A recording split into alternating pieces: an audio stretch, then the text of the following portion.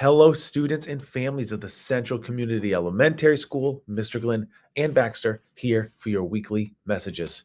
All right, not a very long set of messages this week, just kind of a few reminders of things coming up, and then we'll go from there. First things first, last week I mentioned that Penny Wars wrapped up. We were able to compile all the results, and we have our classroom that won. Okay, so in third, I'll go from backwards. So in third place, we had third grade. In second place, we had second grade. Okay, if you notice a pattern here. In first place, we had first grade. Congratulations to our first grade classrooms for being the winners this year of our Penny Wars. Surprisingly enough, it was first grade who won it last year. Not the same students, but same grade level. Penny Wars is always super fun. It's very engaging for the students. I love looking out and seeing them strategically plan where they're going to place all their nickels and dimes and quarters. A lot of classrooms hoarded all their pennies to the very end. So it's very strategic how they do go about it. And we love it. All right. Next thing is that we have our family literacy night on Friday, April 3rd. That's going to be right here at the school from 3:30 to 5. As you've already heard, we are reading the Wild Robot books here as a school. I do know that I think every single grade level has already read the Wild Robot on the Island. I've seen a few classrooms read it multiple times. So keep up that great work. And I know a majority of the classrooms are mostly through the Wild Robot, okay, the chapter book.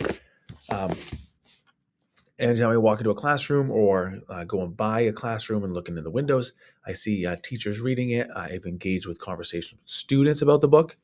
And that'd be my thing I'd like to encourage all of you to do. So have those conversations at home about the book, kind of amp up their excitement for our literacy night. Every child that comes will leave with a book and then a few other goodies that we have planned, okay? So we're hoping to see everyone again Friday, April 3rd from 3:30 to 5 right here at the school.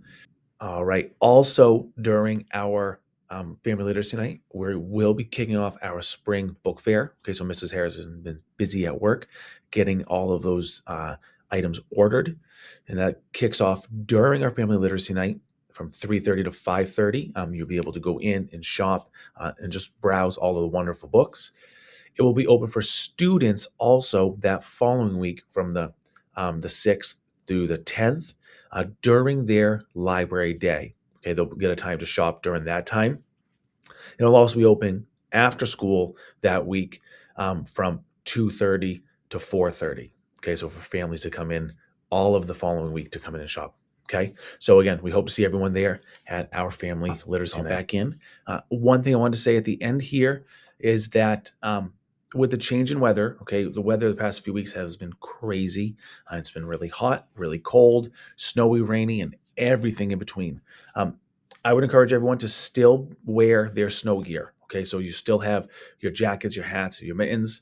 You can take those things off depending on if it's warmer or not. And then I would also encourage families to start to send in with your child an extra pair of pants and maybe a shirt, just in case they slip and fall in the mud. Because our playground this time of year turns into a big mud pit, and there's really no avoiding it.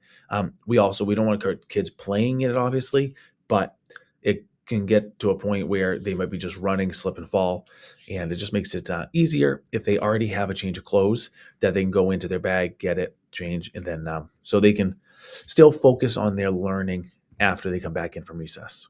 Okay.